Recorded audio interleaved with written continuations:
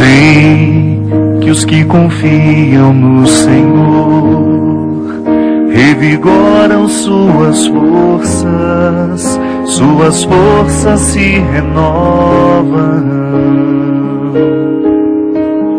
Posso até cair ou vacilar, mas consigo levantar, pois recebo dele asas.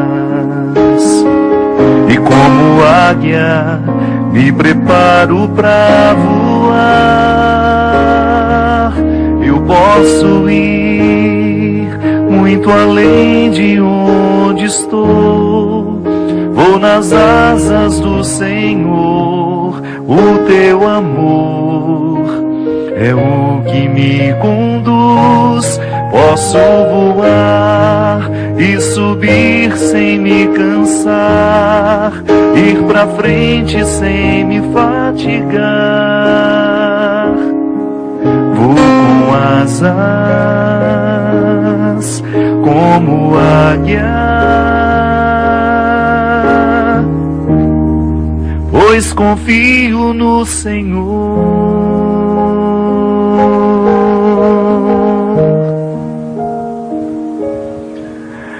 Eu sei que os que confiam no Senhor revigoram suas forças se renovam. Eu posso até cair ou vacilar, mas consigo levantar, pois recebo dele asas. E como águia me preparo para voar. Eu posso ir muito além de onde estou. Vou nas asas do Senhor. O teu amor é o que me conduz. Posso voar e subir sem me cansar, ir pra frente sem me fatigar. Vou com asas como águia, pois confio no Senhor. Muito boa noite, é com muita alegria que nós começamos mais um programa Direção Espiritual. Deus nos dá asas o tempo todo, para a gente poder ir além, sair do lugar comum.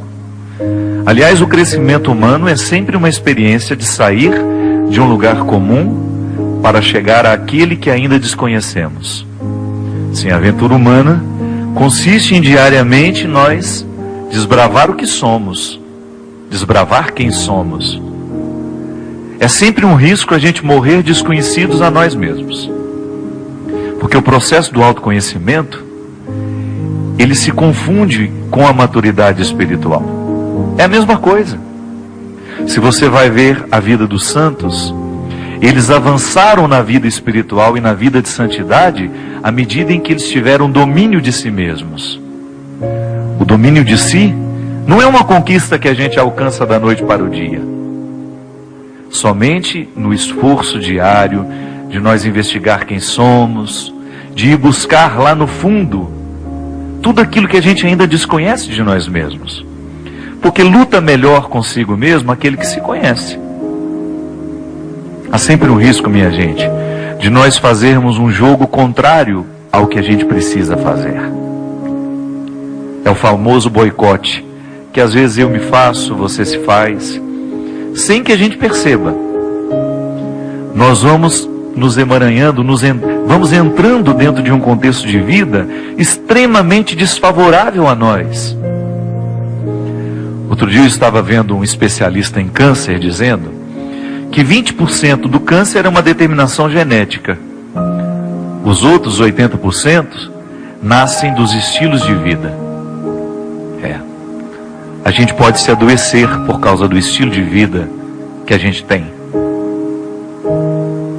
Quando eu percebo que vivo uma vida que me desfavorece, eu não posso pensar duas vezes em modificar a estrutura da minha vida. Ter coragem de mexer nas minhas escolhas, cortar na carne aquilo que precisa ser eliminado da minha vida. Os santos, por causa da vida mística que viviam, o que é a vida mística? Uma vida onde se tenha o espaço para a contemplação, para o silêncio, para o vazio, né? Você já pode, tenho certeza que à medida que eu vou falando, você vai pensando na sua vida. Como falta isso para nós? Muito. Nós somos pós-modernos, né? Nós estamos dentro de um contexto onde a comunicação é muito fácil, a gente fala com o outro com uma rapidez muito grande, a gente se desloca com muito mais rapidez. São conquistas, claro, valores, mas que também geram um prejuízo para nós. Porque nós estamos cada vez menos afeitos, menos propensos à experiência do vazio. Que não é aquele vazio desagradável que pode gerar uma depressão, por exemplo, um sofrimento agudo. Não, é o vazio, quando nós experimentamos, é aquele vazio que nos proporciona uma quietude, porque nós não estamos nos preenchendo de nada daquilo que é exterior. Aí você se ocupa da sua solidão, ocupa-se com a sua solidão. Os santos, eles tinham a facilidade de se ocuparem com essa solidão. E quanto mais eles avançavam no autoconhecimento, mais eles tinham necessidade dessa solidão. Porque é como se tornasse um vício bom. Aquele que descobre o valor do autoconhecimento e identifica quais são as ferramentas do dia a dia que podem favorecer o autoconhecimento, nunca mais vai querer abrir mão desse direito. Aí sim nós temos uma vida de qualidade. Porque uma vida só pode ter qualidade à medida em que ela é refletida. Pode observar, a gente vive mal quando não reflete a vida que vive. Porque nos falta aquele tempo, aquela experiência extremamente positiva de avaliar o que se está vivendo. Você já parou para pensar que às vezes você não faz uma avaliação da vida que você vive? Vai vivendo sem pensar. Entra no ritmo alucinante que a vida tem, que é própria dos nossos dias, e não tem nem o direito de parar para problematizar. Eu gosto muito dessa experiência, dessa música que está baseada na palavra de Paulo, que diz que o cristão é aquele que tem que buscar as alturas. Sim. Buscar as alturas consiste em alcançar o que melhor a vida pode nos oferecer. Só que essas alturas a gente só pode alcançar depois de descer todos os subterrâneos do nosso ser. Só alcança as alturas aquele que teve coragem de descer nos subterrâneos do ser. Lá onde você vai conhecer-se com profundidade, descobrir o seu sistema, como é que funciona o seu sistema, como é que funciona o seu organismo. Sim, porque nós somos diferentes.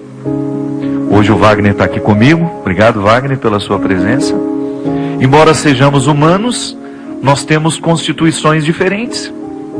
Somos movidos, claro, em muita coisa em comum, muitos valores em comum, mas entre eu e Wagner existe uma diferença abissal. Somos duas pessoas diferentes. Eu preciso mergulhar nos subterrâneos do meu ser para eu conhecer o meu estatuto. Wagner precisa fazer a mesma coisa. Mergulhar nos subterrâneos do seu ser para ter acesso ao seu estatuto. O que é o estatuto, minha gente? O estatuto é onde nós vamos ler todas as regras que vão nos situar de maneira positiva dentro de uma instituição, dentro de uma associação.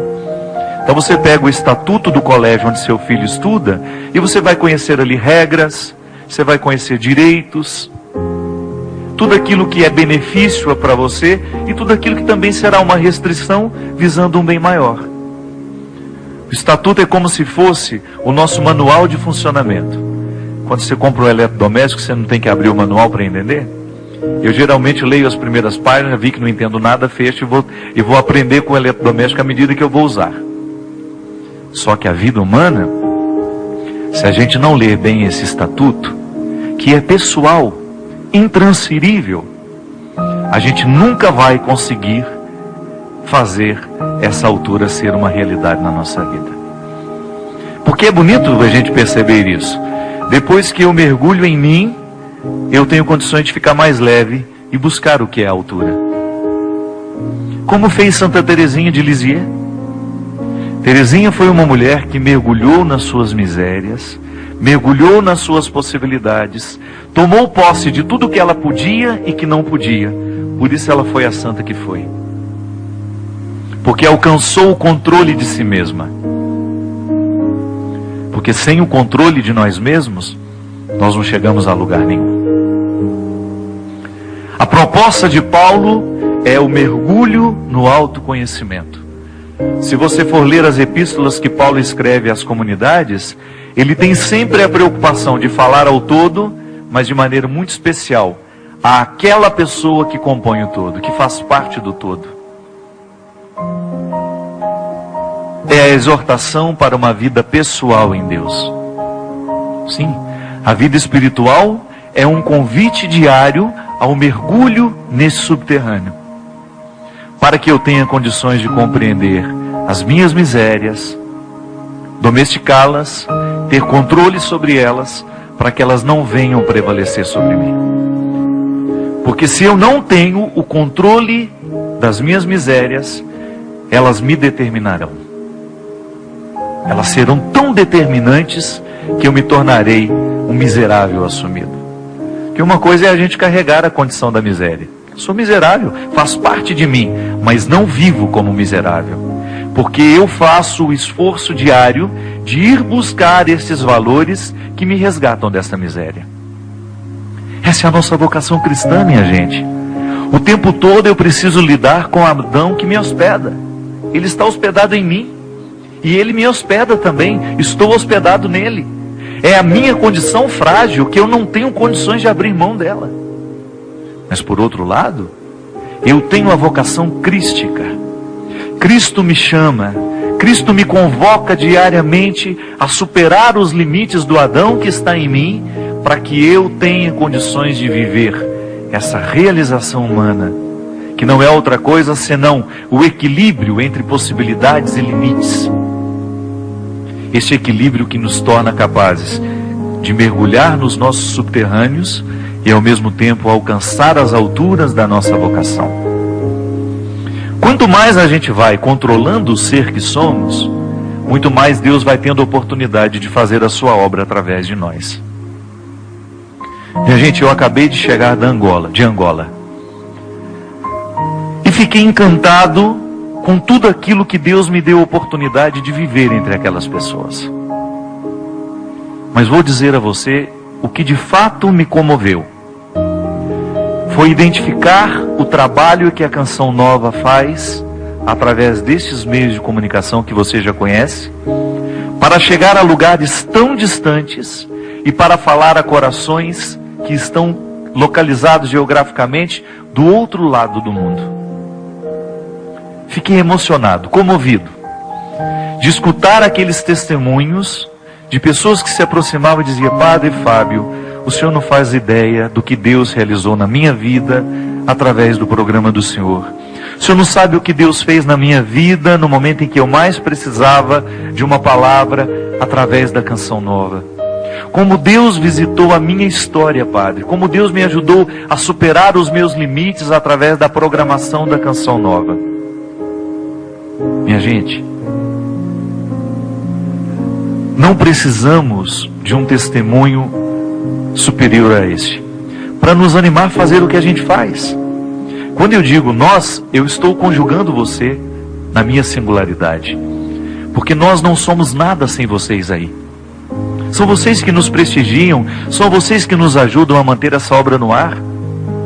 Vocês estão intimamente ligados ao coração do Monsenhor Jonas Abib, que há muitos anos atrás sonhou com este projeto, que me dá o direito de estar aqui hoje na Canção Nova em Belo Horizonte, fazendo este programa, refletindo essas questões com você e chegando aos lugares mais inusitados do mundo, ajudando pessoas que estão vivendo a mesma luta que nós, de mergulharem nesse subterrâneo tão necessário para que a gente tenha condições de alcançar as alturas.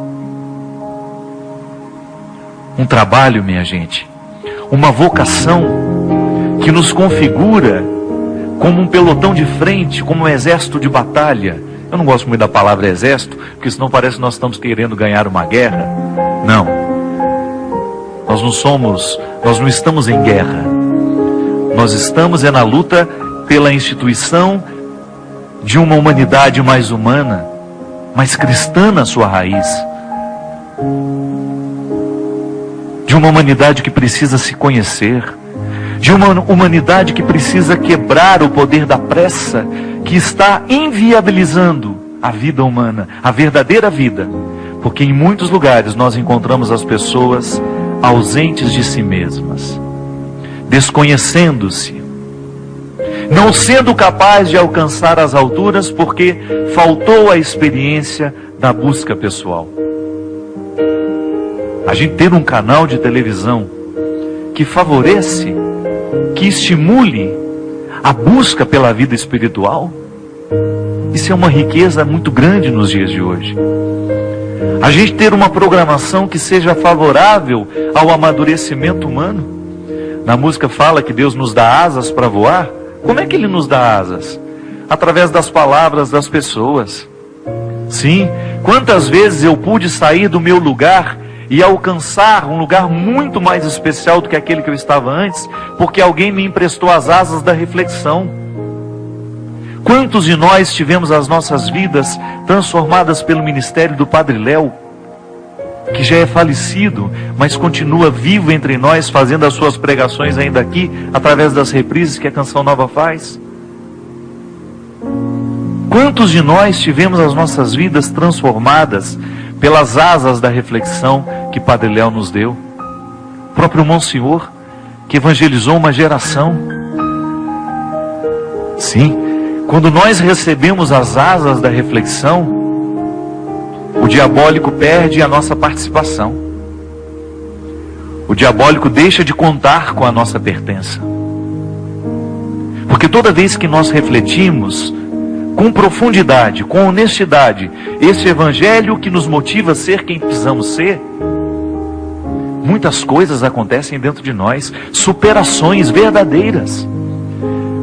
Os testemunhos que eu ouvi em África, de pessoas que tiveram as suas vidas radicalmente transformadas, porque um dia tiveram contato com o evangelho que nós pregamos aqui.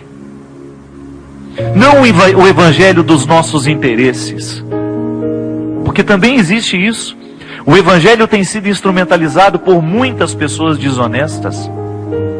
Não estamos falando deste evangelho que quer arrancar o seu dízimo, mercantilizar a fé. Não. Nós estamos falando da gratuidade da palavra, que é para todos. Você não será melhor porque paga o dízimo. Deus não te dará mais graças porque você paga o dízimo. Essa reflexão é muito mesquinha. A gente pode até pagar o dízimo na nossa comunidade, mas isso é apenas um desdobramento natural do bem que nós reconhecemos. Mas não é porque eu pago que Deus faz. Não, minha gente. Deus faz à medida em que nós descemos nos subterrâneos da humanidade. E para isso nós não precisamos pagar o pedágio. Basta a gente ter coragem de mergulhar no mistério que somos. Aí sim há crescimento espiritual, a maturidade espiritual. E é disso que o mundo precisa, de uma religião que torne as pessoas mais humanas, mais maduras, mais sensatas, mais amorosas, mais solidárias, mais justas. De que adianta nós termos um parlamento que se diz cristão? Parlamentares que ostentam os títulos do evangelho, se estão todos envolvidos em corrupção, retirando do povo aquilo que jamais poderia ser retirado, utilizando-se dos cargos públicos para poder roubar a nação Isso não é cristianismo em lugar nenhum do mundo. Nós precisamos de um cristianismo que transforme a maneira como nós olhamos para o outro. E esse cristianismo só é possível quando nós mergulhamos nas nossas misérias, quando a gente reconhece, sim, que nós somos capazes de recriar a grande corrupção nas pequenas estruturas que frequentamos. Que se eu não cuido, o meu temperamento, o meu caráter me leva a enganar o Wagner para eu ter um benefício do engano que faço com ele. Isso é cristianismo. Quando nós temos coragem de sondar com sinceridade a vida que nós dizemos ser cristã.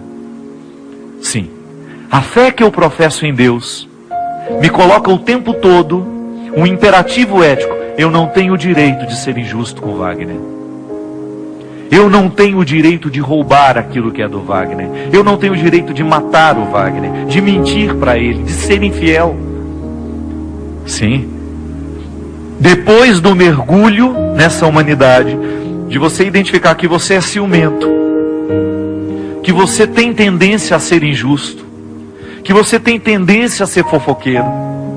Depois de mergulhar nisso, de tomar posse disso, de não permitir que nenhuma vaidade lhe visite, justamente por você saber o barro do qual você é feito, aí sim você começa a ascender. O que é ascender? Ganhar as alturas. Você vai ficando elevado, porque as suas misérias não te prendem mais ao barro de Adão, mas te colocam na perspectiva da vida nova que Jesus nos traz. Sim, a vida em Jesus não é uma teoria. É uma convicção que me move o tempo todo para sondar com profundidade o que no meu caráter ainda não é parecido com o dele. Aí essas alturas vai se tornar um processo natural de quem se busca, de quem se investiga diariamente, de quem se quer honesto, clarificado pela luz do Evangelho.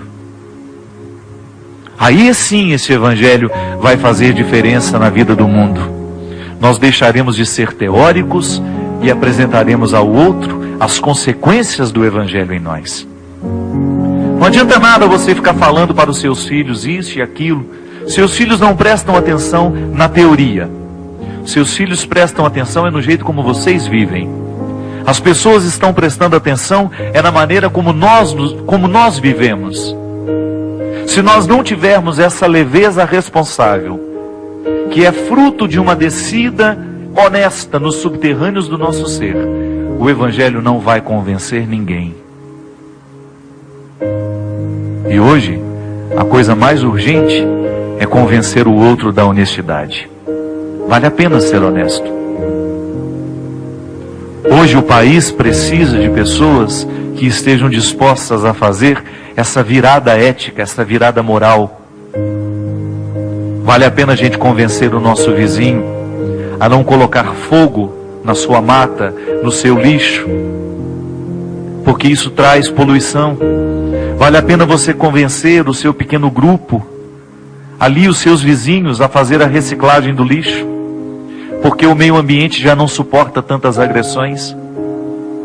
Vale a pena você descobrir qual é o espaço de mundo que lhe pertence e qual é a transformação que você pode fazer nesse pequeno espaço de mundo. Porque se hoje cada cristão descobrisse o lugar que ele pode transformar, arregaçasse as suas mangas e o fizesse, nós teríamos uma revolução.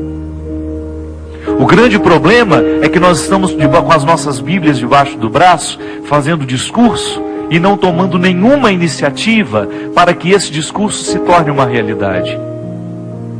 O grande problema é que muitas vezes nós nos contentamos com uma espiritualidade infértil, sem nenhuma conexão com a realidade, que nos dá o direito de sermos desonestos, mas ainda que disfarçados. Desonestos, mas pretensos santos. Não. A revolução que essa descida nos subterrâneos do ser pode provocar no mundo, nós não temos ideia, porque a gente ainda não ousou levá-la a cabo. A gente ainda navega muito nas margens do cristianismo, minha gente. Nós ainda estamos muito distantes daquilo que nós podemos como cristãos. E eu posso ir muito além do que eu já fui como cristão até hoje. E essa minha ida em Angola me mostrou isso. Há muito o que fazer. E se hoje Deus nos dá a oportunidade de transformar o espaço que me pertence, eu não posso abrir mão. E se por acaso isso chega do outro lado do mundo, que maravilha. Mas de nada vale a minha palavra chegar lá, se antes ela não tiver transformado o meu coração. Eu posso ir muito além de onde estou. Vou nas asas do Senhor. O teu amor é o que me conduz. Posso voar e subir sem me cansar, ir pra frente sem me fatigar. Vou com asas como águia, pois confio no Senhor. Nós vamos para um rápido intervalo e a gente volta já já com o programa Direção Espiritual. Estamos de volta com o programa Direção Espiritual, hoje aqui de Belo Horizonte. Agradeço toda a equipe de Belo Horizonte que carinhosamente nos recebe. Agradeço ao meu querido povo mineiro, que tem feito a Canção Nova cada vez mais conhecida pelo Brasil afora. Porque o mineiro, ele é um natural divulgador. Não que os outros não sejam. Faço uma menção a todos os brasileiros que estão levando a Canção Nova para fora do Brasil. Mas é impressionante como tem mineiro esparramado pelo mundo, levando a Canção Nova através de palestras, até mesmo indicando como pode sintonizar a Canção Nova pela internet, que também é uma maneira. O mundo hoje está cheio de possibilidades, como a gente falava no início do programa. Hoje a gente tem muita facilidade de comunicar. Então são muitos brasileiros que estão pelo mundo afora, que conhecem a Canção Nova através de pessoas aqui que dão essa dica pela internet. Muito obrigado. Minha gente, vamos fazer no ano que vem, em março, uma viagem que é muito aguardada, sobretudo pelas pessoas que costumam viajar comigo. Nós faremos os caminhos de São Paulo, pela Turquia. Eu me lembro que eu fiz essa viagem há uns 4 anos atrás, e foi para mim um marco referencial no meu trabalho como evangelizador. Conhecer os lugares onde Paulo esteve, a ousadia de Paulo naquele tempo, levando o evangelho aos lugares mais inusitados, fez com que meu coração acreditasse mesmo na missão que Deus me deu como comunicador. Então nós teremos essa oportunidade de passar por os lugares mais importantes do cristianismo, claro, nessa fase de Paulo, que é quando o cristianismo começa a se esparramar pelo mundo, e Paulo é um dos grandes responsáveis por fazer este cristianismo ganhar o mundo. Nós faremos esse itinerário dele pela Turquia. Nós embarcaremos no dia 7 de março para Istambul. Então lá iniciaremos Istambul, Esmirna, passaremos em Éfeso, que é a cidade mais preservada da antiguidade, um lugar inesquecível. Ainda hoje eu trago em mim a emoção de ter andado pelas ruas de Éfeso como era no passado.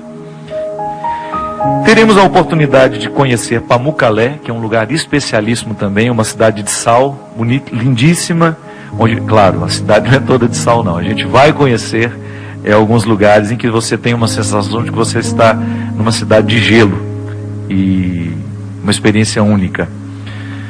Vamos passar pela Capadócia, este lugar tão importante para a vida dos cristãos, e também um dos mais bonitos do mundo, né?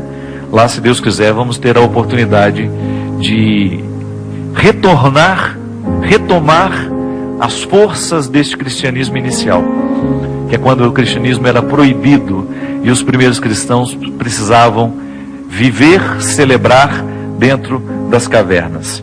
Iremos a Ankara, de Ankara voltaremos a Istambul, é uma cidade também maravilhosa para ser conhecida e apreciada. Retornaremos então de lá no dia 18 de março. Ligue para os telefones que aparecem aí na tela.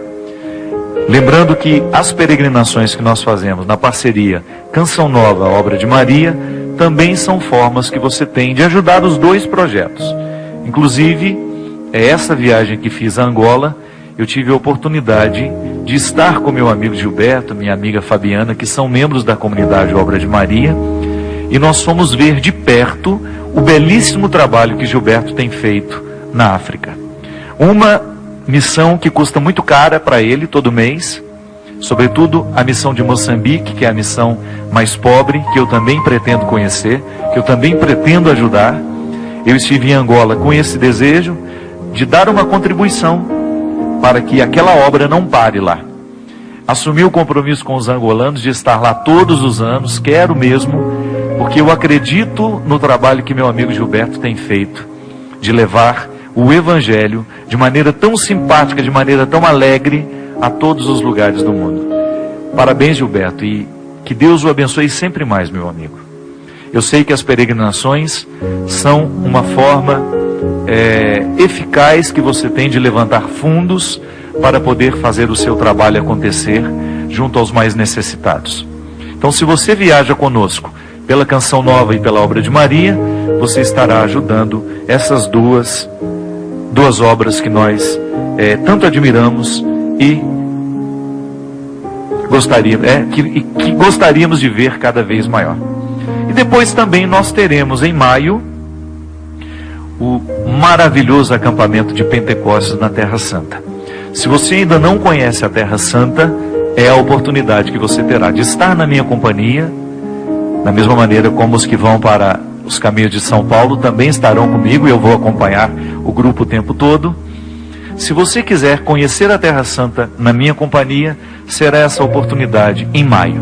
Teremos essa oportunidade em maio, porque além da viagem, que vai começar no dia 8 de maio, nós teremos a alegria de terminá-la no dia 15, com o grande acampamento de Pentecostes, que acontece em Jerusalém. Então passaremos pelas cidades santas, pelos lugares especiais para a vida de Jesus, e depois finalizaremos a nossa viagem com este grande encontro de Pentecostes em Jerusalém. Quem já acompanhou pela televisão sabe o tanto que é bonito a procissão que nós fazemos no sábado à noite pelas ruas de Jerusalém, celebrando a vinda de Pentecostes em nossa vida. Se você quiser ter informações sobre essas duas viagens, é só ligar nos telefones que aparecem aí nessa tela. Entre em contato. Gilberto e Canção Nova fazem condições muito especiais para que você tenha condições de realizar o seu sonho, pagando isso em 10 vezes e tendo a oportunidade de agregar cultura e vida espiritual através de uma viagem muito especial. Eu sempre digo que é uma maneira, para quem tem condições, é claro, que a melhor maneira de gastar dinheiro é a gente viajando. Se você tem condições de se dar um conforto, uma viagem, sobretudo quando traz a dimensão espiritual. Eu tenho muitas senhoras que viajam comigo, elas sempre diziam: padre, eu viajava, tinha uma viagem por ano, que eu escolhia um lugar, mas depois que eu fiz peregrinação, que eu descobri como é especial viver 10 dias de espiritualidade, rezando, buscando crescimento para a minha vida, eu nunca mais quis outro tipo de viagem. E é verdade, a peregrinação nos enriquece muito, porque nos dá a oportunidade de conciliar o turismo também com a vida espiritual. Gente, eu gostaria de dar um recado. Nós teremos a gravação do DVD Deus no Esconderijo do Verso, que é esse CD aí. Hoje nós teremos a participação especialíssima do meu querido amigo Fagner, da Elba Ramalho, da Fafá de Belém e de uma outra convidada especial que nós estamos preparando também. No dia 24 de novembro, nós gravaremos esse DVD no Teatro Municipal do Rio de Janeiro. Um projeto lindo que a Sony Music está preparando, nessa minha parceria com eles, com a Orquestra Sinfônica, um projeto muito, muito elegante. Fico muito feliz de levar a música religiosa para o principal palco do país. O Teatro Municipal é um ícone da cultura brasileira. figura entre os teatros mais importantes do mundo, e nós teremos a oportunidade de estar lá no dia 24 de novembro. Muitas pessoas reclamando que os melhores lugares já foram vendidos. Não. É que, na verdade, frisas e camarotes só podem ser vendidas na portaria do teatro. Infelizmente, esses melhores lugares não são disponibilizados no site. Então, o que a gente está recomendando? Se você tem algum amigo no Rio de Janeiro, você é de fora e pretende assistir a esse momento especial, que é a gravação do DVD, faça essa parceria com quem está lá e tenha condições de olhar isso pessoalmente para você. Eu sei que nós receberemos gente do Brasil inteiro. Fico muito lisonjeado, muito feliz de ver pessoas que me acompanham ao longo da minha vida comigo naquele momento. No dia que eu fui fazer a visita técnica do Teatro Municipal, na hora que eu entrei, que eu fiz o trajeto que eu vou fazer no dia da gravação, né, que é pelos bastidores, quando eu entrei naquele palco imenso e olhei aquele teatro, que foi a primeira vez que eu o vi na minha vida, eu fiquei lembrando, minha gente, dos caminhõezinhos onde eu cantava quando eu comecei o meu trabalho. Quantas vezes na minha vida, nas festas de paróquia, eu cantei em cima de um caminhão. E eu tenho certeza absoluta, uma absoluta convicção, uma convicção muito firmada dentro de mim, que na hora que eu entrar naquele palco, eu vou trazer comigo todos os caminhões por onde Deus me deu a oportunidade de evangelizar um dia. Porque se por acaso este lugar hoje é mais significativo do ponto de vista cultural, ele nunca será mais importante que todos os palcos por onde eu tive a oportunidade de cantar um dia. Eu quero trazer no meu coração, na minha mente, naquele momento, todas as pessoas que um dia deram um passo para tornar o meu trabalho conhecido. São os organizadores de eventos que há 20 anos estão me levando pelo Brasil afora, acreditando na evangelização que eu realizo através da arte. Então eu fico muito honrado, muito feliz de protagonizar um momento como esse, mas fico também muito responsabilizado. Eu tenho certeza que cada vez que eu sair da minha casa, e eu não tenho nem como contar quantos eventos eu já fiz ao longo da minha vida, cada vez que eu saí da minha casa, que eu enfrentei os cansaços das estradas, porque muita gente acha que eu comecei a cantar 5 anos atrás, quando eu fiquei um pouco mais conhecido pelo trabalho que eu fiz com a Som Livre. Não, já fazia esse trabalho há 15 anos, cantando com bandas locais, viajando de pau de arara, de jegue, de barco.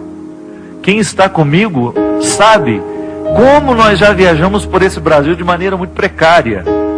Como nós já trabalhamos de maneira muito precária, com um som que não tinha muitas condições, em lugares com 3, 4 pessoas para ouvir a gente. Então a gravação do DVD no Teatro Municipal é apenas um momento de reforçar dentro de mim a alegria de ser um evangelizador. Porque se hoje eu perder a oportunidade de estar nesses lugares, eu tenho certeza que eu ainda terei os caminhõezinhos para eu subir e cantar para o meu povo. Então eu fico muito feliz de poder celebrar este momento da minha vida ao lado de pessoas que sempre estiveram do meu lado, trabalhando comigo, fazendo o Evangelho ser uma realidade através da minha música. Da música que eu faço, né? Do trabalho que eu realizo. Então, dia 24, eu espero você lá no Rio de Janeiro, no Teatro Municipal, às 21 horas. Tem aqui uma pessoa que não quer ser identificada e ela fala assim: padre, eu gostaria muito que o senhor me orientasse, pois eu sinto muita dificuldade em lidar com o meu desejo de viver a castidade nos dias de hoje. Eu tenho 28 anos, tenho esse propósito, mas em um mundo de valores tão invertidos, padre, eu me sinto pressionado. Isso me faz ficar ansioso, pois eu quero encontrar alguém que realmente me faça feliz e que possa me entregar, mas muitas vezes eu não sei esperar pelo momento certo, e então acabo desanimado em muitos momentos. Como posso manter esse propósito de viver castamente, padre, e aceitá-lo como um valor em minha vida, mesmo com toda essa pressão, até que eu realmente encontre alguém que tenha o propósito de viver esses mesmos valores considerados por mim importantes? Muito obrigado. Meu querido, viver a castidade será sempre um exercício de muita luta. Primeiro porque a gente tem que ressignificar a sexualidade na nossa vida. No início do programa nós dizíamos que nós vivemos de maneira muito superficial. Sim, cada vez mais, minha gente. Nós somos estimulados a pensar de maneira rasa o tempo todo. Infelizmente, a programação que nos oferece na televisão, se é uma programação mais inteligente, ela não tem audiência, em pouco tempo ela cai por terra. Então, com isso, nós vamos ficando muito superficiais nas elaborações que nós fazemos da própria vida que nós vivemos.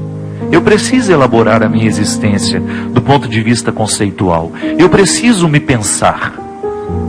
E uma das coisas que sofre justamente com essa superficialidade é a sexualidade.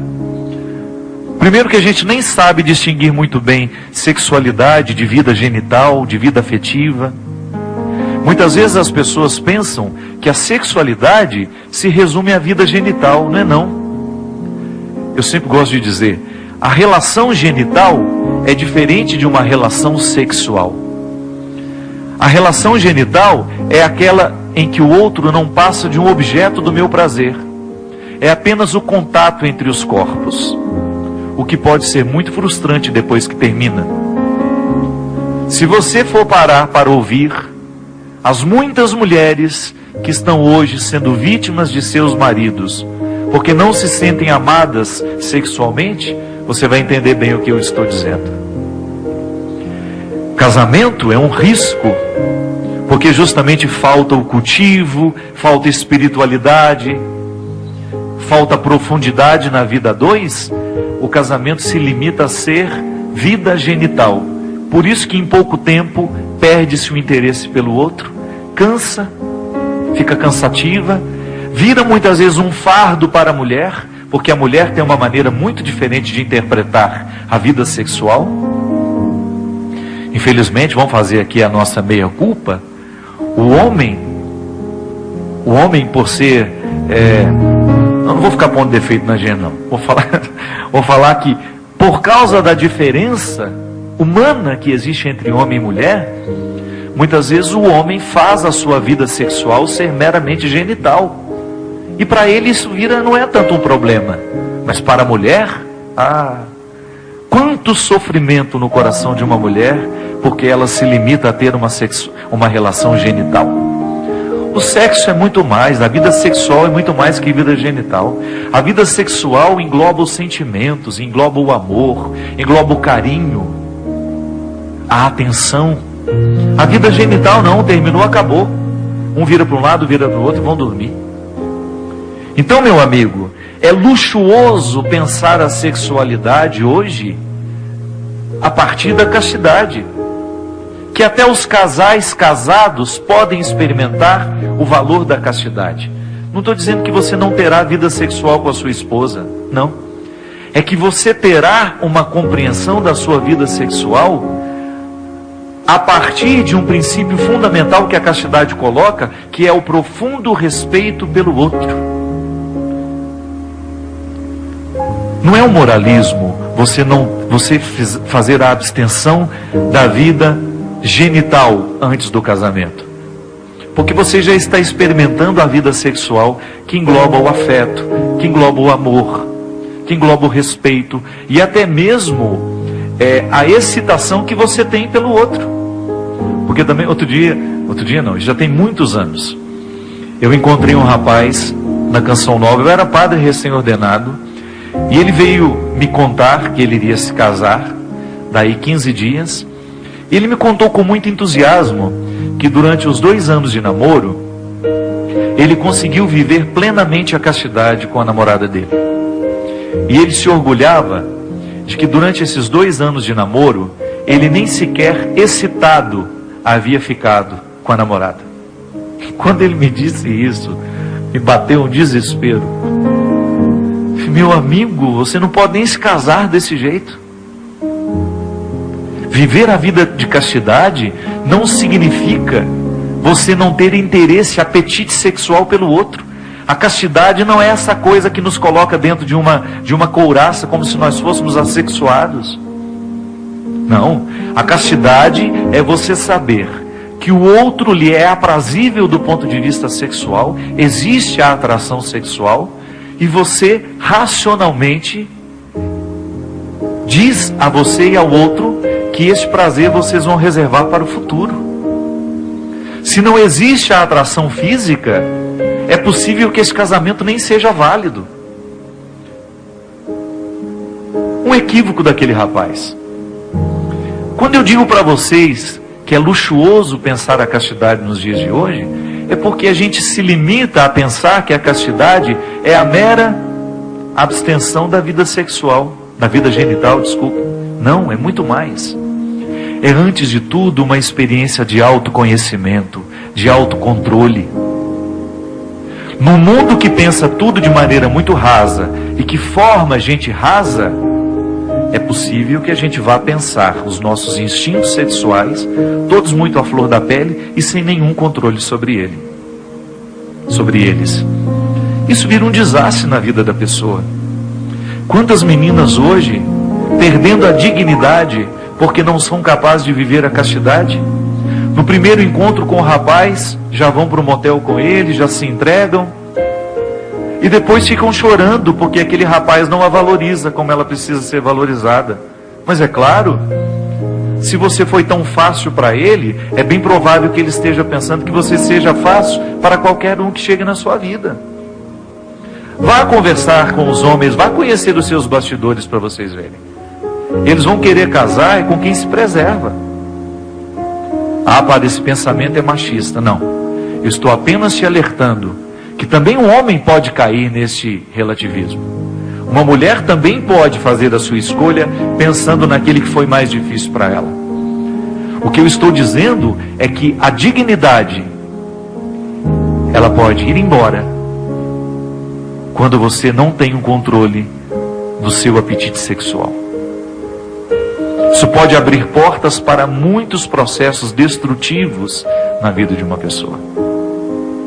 Sim, a sexualidade é uma porta que abre, que pode nos trazer um processo de destruição muito severo, muito grave.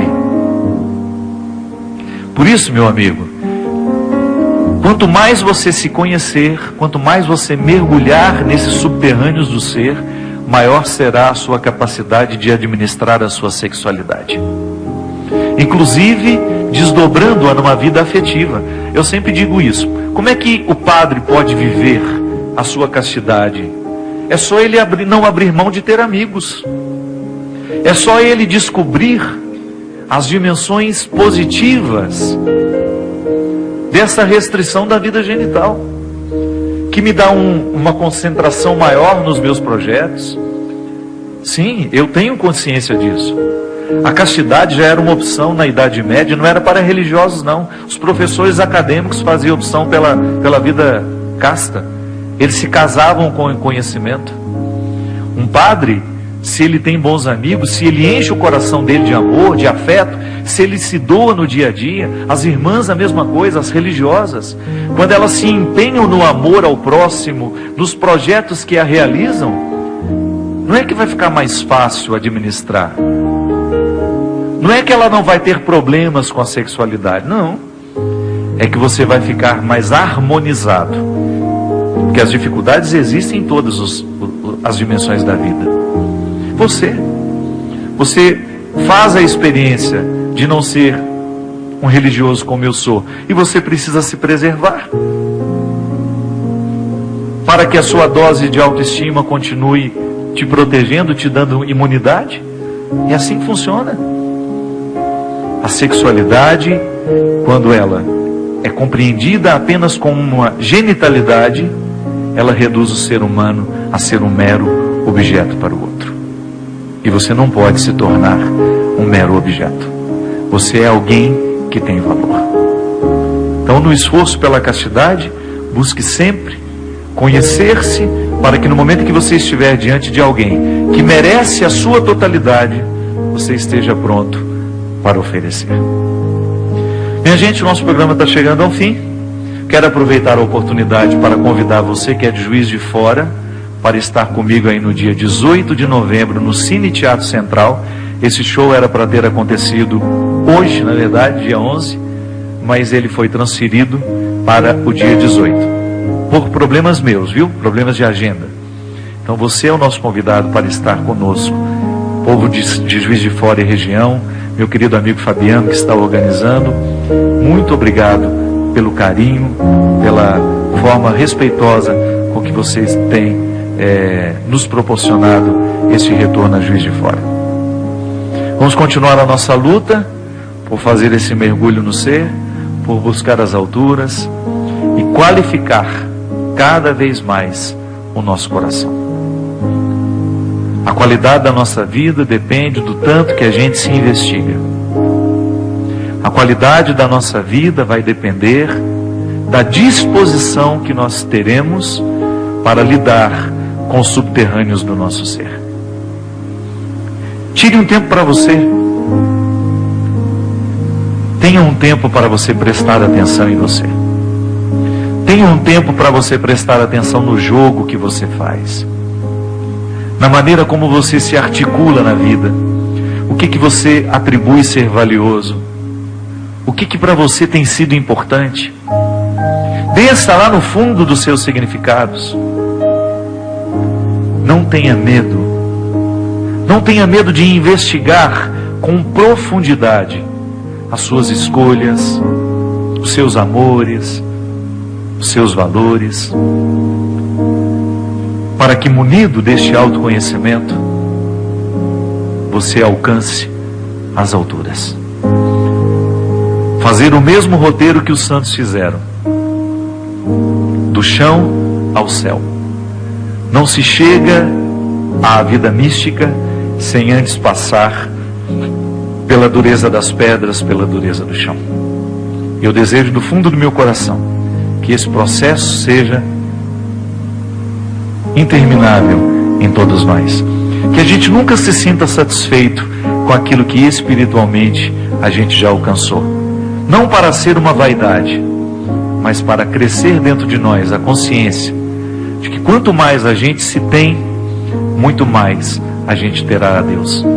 E quanto mais a gente tem a Deus, muito mais a gente se tem. É um ciclo que nunca termina. Quanto mais eu me conheço, muito mais eu conheço a Deus.